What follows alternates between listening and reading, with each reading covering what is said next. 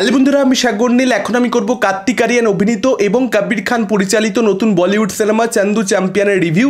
এই সিনেমাটার ভালো দিক খারাপ দিক নিয়ে আলোচনা হবে আজকের এই ভিডিওতে। আশা করি আপনারা সকলেই জানেন মল্লিকান্ত পেটকার, যিনি ভারতবর্ষের প্রথম প্যারা অলিম্পিক্সের গোল্ড মেডালিস্ট এবং তার সঙ্গে সঙ্গে তিনি একজন ওয়ার হিরো বটে। তার জীবনকে কেন্দ্র করে এই সিনেমাটা নির্মাণ করা হয়েছে। ফলত গল্প সম্পর্কে আমি বেশি কিছু বলতে চাইছি না, আপনারা সিনেমা হলে গিয়ে এর থেকে বেশি জানতে হলে ছবিটা দেখে নিতে পারেন। প্রথমে যদি কথা বলি এই ছবিটার ভালো দিক নিয়ে, দেখুন এমন একটা মানুষকে নিয়ে ছবিটা নির্মাণ করেছেন পরিচালক কবির খান, যে মানুষটা নিজের জীবনে প্রচুর কিছু অ্যাচিভ করেছে, সমস্ত ফিল্ডেই তার কোনো না কোনো অবদান রয়েছে এবং সেরকম একটা মানুষের যখন একদম ছোট্টবেলার থেকে 30-35 বছর জীবনকাল দেখানো হচ্ছে, সেটা না একটা 2-2.5 ঘন্টার ছবির মধ্যে বাধা প্রচণ্ড বেশি কঠিন। কারণ এই ধরনের ছবিগুলোর মধ্যে ডেফিনেটলি টাইম জ্যাম থাকবে, আদারওয়াইজ 2-2.5 ঘন্টাতে কী করে পসিবল বুঝতেই পাচ্ছেন।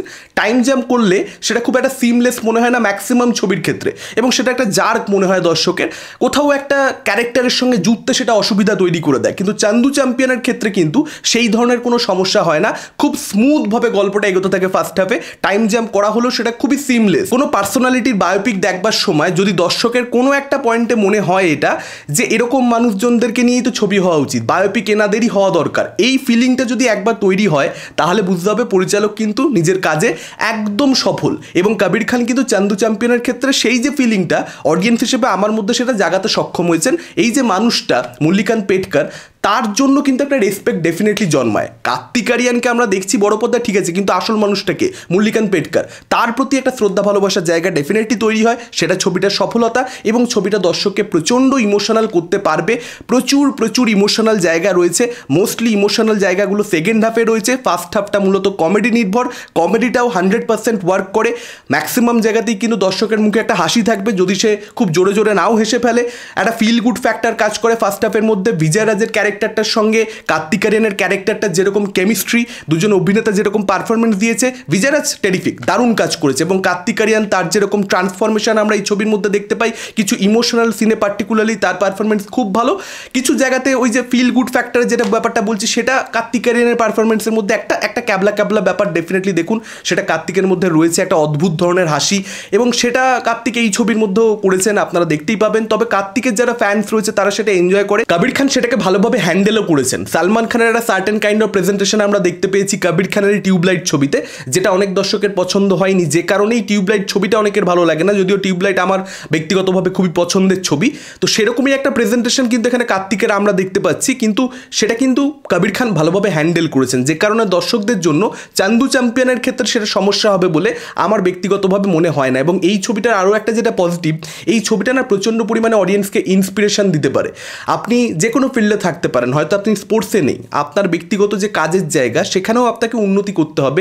স্বপ্ন দেখা ছাড়লে চলবে না, আপনি থেমে থাকতে পারেন না, অবস্ট্যাকেলস আসতে থাকবে, সেটা সমাজের দিক থেকে, পরিবারের দিক থেকে, প্রেমিকার দিক থেকে বা প্রেমিকের দিক থেকে বা যে কোনো দিক থেকে। ভগবান মাঝে মাঝে সমস্যা একটু ছড়ি দেয় আপনার জন্য, আপনাকে চ্যালেঞ্জ ছুড়ে দেয়, আপনাকে দেখে জাজ করে যাচ্ছে পারবে কিনা, কিন্তু আপনাকে লড়ে যেতে হবে।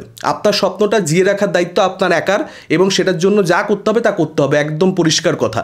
চান্দু চ্যাম্পিয়ন দেখে কিন্তু এই মেসেজটা নিয়েই অডিয়েন্স হল থেকে বেরোবে, এবং সেটা খুব জানা মেসেজ, খুব চেনা মেসেজ, একেবারেই নতুন কিছু নয়, কিন্তু তার সত্ত্বেও সেটা ওয়ার্ক করে। সত্যানাশ গানটা কিন্তু আমার বড় পর্দাতে বেশ দেখতে মজাদারই লেগেছে, এবং কার্তিক আরিয়ানের ক্যারেক্টারটা অর্থাৎ মল্লিকান্ত পেটকারের ছেলেবেলাটা যিনি প্লে করেছেন, যে বাচ্চা ছেলেটি, তার নাম আমি জানি না, আমি দুঃখিত, কিন্তু তার পারফরমেন্স কিন্তু ছবির মধ্যে ভালো ছিল। তো সব কিছু মিলিয়ে কমেডি রয়েছে, ইমোশন রয়েছে, এঙ্গেজিং একটা ছবি, কোথাও আপনাকে বোর করবে না।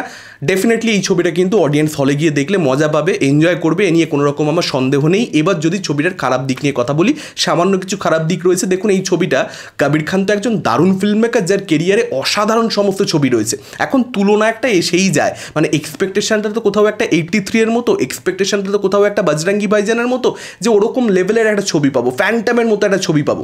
এখন ওই লেভেলটা কিন্তু এই ছবিটা ম্যাচ করতে পারেনি, আর তার কারণটা কিন্তু ফার্স্ট হাফটা খারাপ কোনোভাবেই আমি বলছি না, এঙ্গেজিং একটা ফিল গুড ফ্যাক্টর রয়েছে, আপনি দেখছেন, যা দেখাচ্ছে ভালোই লাগছে এমনি, কিন্তু খুব যে একেবারে ইমোশনাল অ্যাটাচমেন্ট প্রোটাগনিস্টের সঙ্গে হয়ে গেছে, খুব যে কানেকশনটা নিবিড়, সে কথা বলতে পারবো না। সেকেন্ড হাফে সেটা যতটা স্ট্রং হয় সেই কানেকশনটা অডিয়েন্সের সঙ্গে প্রোটাগনিস্টের, ফার্স্ট হাফে কিন্তু এমনি জাস্ট দেখছি, মজা পাচ্ছি, দ্যাটস ইট। খুব যে একেবারে অন্তর ছুঁয়ে গেছে ফার্স্ট হাফে সেই জিনিসটা হয় না। তার কারণটা কোথাও একটা গিয়ে এই যে রাইজের টেমপ্লেট, স্পোর্টস ড্রামার খুব পরিচিত টেমপ্লেট, সেটাকেই কবির খান এখানে ইউজ করেছেন। এখন কার্তিকের ক্যারেক্টারটা যখন রাইজটা হচ্ছে, সেখানে যে কনফ্লিক্টগুলো আসছে সেই কনফ্লিক্টগুলো না প্রচণ্ড বেশি যে চ্যালেঞ্জিং কার্তিকের ক্যারেক্টারটার জন্য সেটা মনে হয় না, যেন খুব ইজিলি সব কিছু অ্যাচিভ করছে, সেটা একটা প্রবলেম।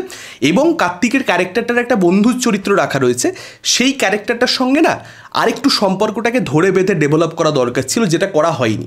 কিছু সিন তাদের মধ্যে রয়েছে যে সিনগুলো অডিয়েন্স মজা পাবে, দেখবে, হাসবে, কিন্তু আরও ধরে বেঁধে যদি সেটাকে ডেভেলপমেন্ট দেওয়া হতো সেক্ষেত্রে কিন্তু ইন্টারভেলটা অনেক অনেক বেশি হার্ড হিটিং হতে পারতো, অনেক বেশি ইম্প্যাক্টফুল হতে পারতো। 83 এর আপনারা ইন্টারভেল মনে করে দেখুন, লেহরা দো গানটা যখন আসে তখন যে অডিয়েন্স কি একটা ফিল করে, মানে সেটা ঠিক ভাষায় ব্যাখ্যা করা সম্ভব নয়, ওটা বর্ণনা করা যায় না, ওটা জাস্ট ফিল করতে হয়।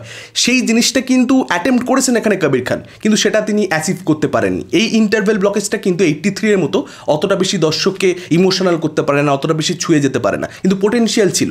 যদি বন্ধুত্বটাকে ডেভেলপ করা হতো সেটা হতো, সেক্ষেত্রে কিন্তু এই ছবিটা ওভারঅলে ওই লিগে চলে যেতে পারতো। 83, বজরঙ্গি ভাইজান। আর একটা যেটা খারাপ দিক সেটা হচ্ছে কার্তিকের যে এজেড লুকটা, মেকআপের কাজটা না একদম ভালো হয়নি। ট্রেলারের মধ্যে আপনারা দেখতে পেয়েছেন, আমি সেখানেও বলেছিলাম ট্রেলার যখন রিভিউ করেছিলাম, ছবিটা দেখে এলাম, মেকআপের কাজটা না ভালো নয়। এবং কার্তিকের পারফরমেন্সের মধ্যে কোনো চেঞ্জ নেই, বয়স হয়ে গেছে, পারফরমেন্সের মধ্যে যে একটা চেঞ্জ আসা দরকার, সে একটু চেষ্টা করেছে, একেবারে যে করেনি তা বলবো না, কিন্তু সেটা ভালো লাগছে না দেখতে, একেবারেই কনভিন্সিং নয়।